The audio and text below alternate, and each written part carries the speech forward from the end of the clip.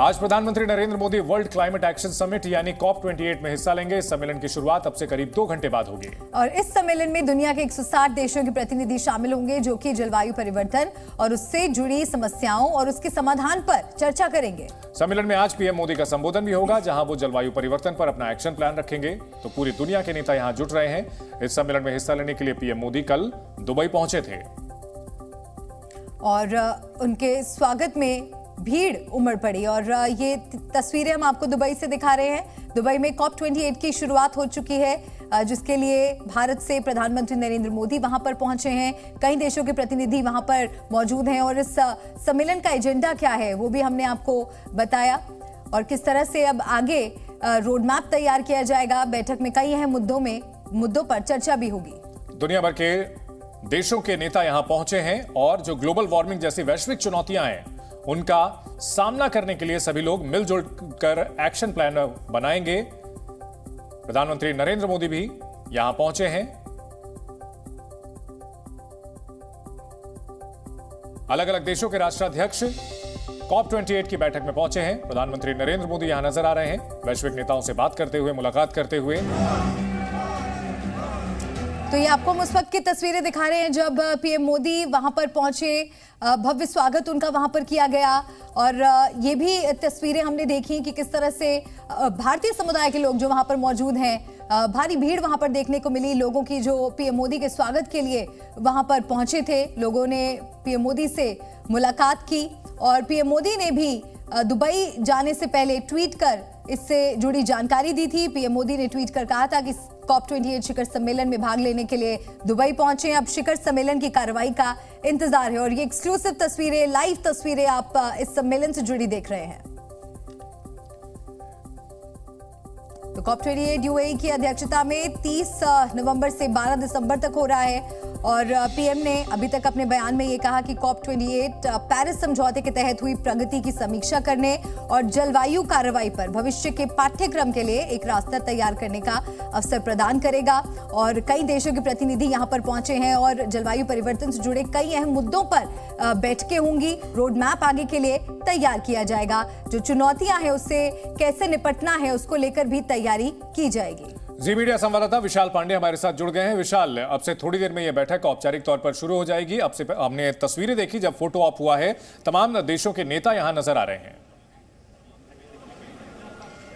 बिल्कुल, देखिए यहाँ पर प्रधानमंत्री नरेंद्र मोदी भी इस वक्त पहुँच चुके हैं और प्रधानमंत्री नरेंद्र मोदी का यूएई के राष्ट्रपति ने यहाँ पर स्वागत किया है और इसी के साथ COP28 बैठक की शुरुआत भी हो चुकी है। अब से थोड़ी देर में प्रधानमंत्री नरेंद्र मोदी का भाषण भी आएगा, जब वो पूरी दुनिया को ये बताएंगे कि आखिरकार कैसे जलवायु परिवर्तन जैसी चुनौतियों का सामना करना है और कैसे इससे निपटना होगा, समाधान क्या है। भारत आज लगभग 198 देशों को, जो कि यूरोपियन यूनियन को मिलाकर है, उन सभी को एक रोड मैप बताएगा कि जलवायु परिवर्तन जैसी चुनौतियों का सामना किस तरह से करना और भारत ने अब तक क्या क्या कदम उठाए हैं, खासतौर पर कार्बन उत्सर्जन को कम करने को लेकर 2030 तक जो भारत का लक्ष्य है, भारत उस लक्ष्य को कैसे प्राप्त कर रहा है कि 45% तक कार्बन उत्सर्जन में कमी लाई जाए।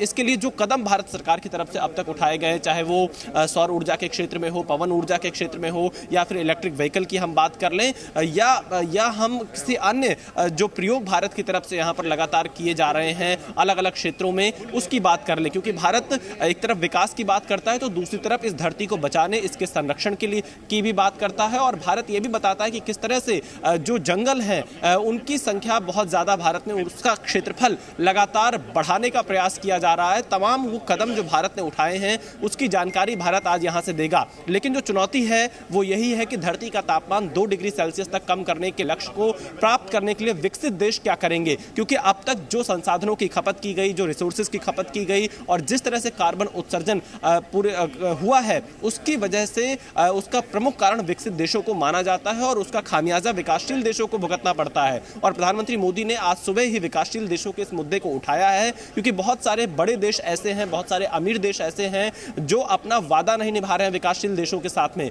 उनको फंड देने का वादा किया गया था COP26 में, COP27 में, लेकिन उनमें से कई देश अभी भी उस वादे को पूरा नहीं कर रहे हैं। क्योंकि जिस तरह से जलवायु परिवर्तन हो रहा है उसकी वजह से कहीं बाढ़ है, कहीं बहुत ज़्यादा सूखे की स्थिति हो जाती है दुनिया के अलग अलग हिस्सों में।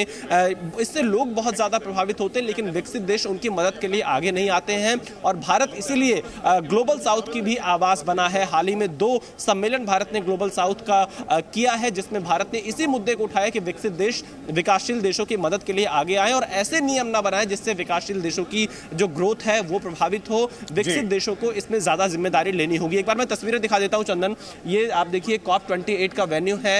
यूनाइटेड नेशंस क्लाइमेट चेंज जलवायु शिखर सम्मेलन इस वक्त यहां पर चल रहा है। पूरी दुनिया इसी बात को लेकर यहां पर एक तरह से विचार कर रही है कि क्या कदम उठाए जाने चाहिए ताकि आने वाले समय में इस प्लेनेट को सबसे अच्छा बनाकर रखा जा सके। क्योंकि जो आंकड़े बताते हैं संयुक्त राष्ट्र के मुताबिक अगर तापमान में और ज्यादा वृद्धि होती है, 1.7 या 1.8 डिग्री सेल्सियस तक वृद्धि हो जाती है, तो दुनिया की आधी से ज्यादा आबादी बहुत ज्यादा इससे प्रभावित होगी। और इसके अलावा अभी थोड़ी देर पहले मैंने देखा जो संयुक्त राष्ट्र के महासचिव हैं उनकी तरफ से जो बयान आया था उसमें यह कहा गया कि कैसे जो तमाम ग्लेशियर पिघल रहे हैं, चाहे नेपाल के हों या अन्य हिस्से में हो, ये सभी चिंता की बात है। और ये कहीं ना कहीं ग्लोबल वार्मिंग और जलवायु परिवर्तन, जिस तरह से जीवाश्म ईंधनों का बहुत ज्यादा प्रयोग किया गया, डीजल पेट्रोल का जिस तरह से प्रयोग किया गया, जिस तरह से गैसों का प्रयोग किया गया है, इन सब से कहीं ना कहीं मानवता पर खतरा आने वाले दिनों में मंडरा सकता है। और इसी चैलेंज से निपटने के लिए इस वक्त आप देखिए बहुत सारे देशों के प्रतिनिधि यहां पर पहुंचे हुए हैं दुबई में,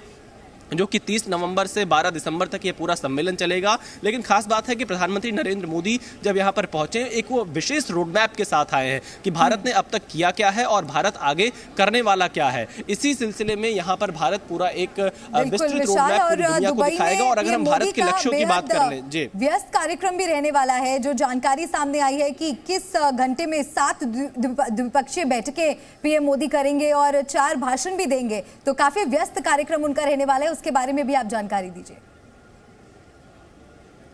देखिए बिल्कुल, प्रधानमंत्री नरेंद्र मोदी इस वक्त COP28 यानी कॉन्फ्रेंस ऑफ पार्टीज जो कि जलवायु शिखर सम्मेलन है उसमें हिस्सा लेने के लिए पहुंच चुके हैं। और इसके अलावा 2 ऐसे साइड हाई लेवल इवेंट हैं जो कि जलवायु परिवर्तन, जलवायु शिखर सम्मेलन इसी से जुड़े हुए हैं, उसमें भी प्रधानमंत्री नरेंद्र मोदी शामिल होंगे। इसके साथ 7 द्विपक्षीय वार्ता प्रधानमंत्री नरेंद्र मोदी की होनी है। हालांकि ये किन देशों के साथ वार्ता होनी है इसकी ज्यादा जानकारी आना अभी बाकी है, लेकिन 7 मुलाकातें जब यहाँ पर होंगी तो इसमें भारत अपने हितों को देखते हुए, अपने उन देशों के साथ संबंधों को देखते हुए प्रधानमंत्री नरेंद्र मोदी अपनी बात यहां पर रखेंगे। लेकिन इन 7 द्विपक्षीय मुलाकात में वो कौन से देश हैं जिनके साथ मुलाकात होनी है इसकी जानकारी आना बाकी है, क्योंकि ये मुलाकातें ऐसे हालात में होंगी जब वैश्विक चुनौतियां पूरी दुनिया के सामने है। इजराइल हमास का वॉर लगातार जारी है, रूस यूक्रेन के बीच लगातार जो संघर्ष है वो जारी है।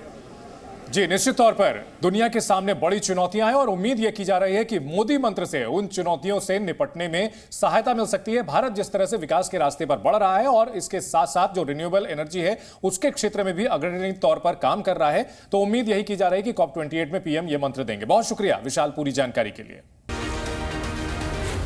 जी न्यूज़।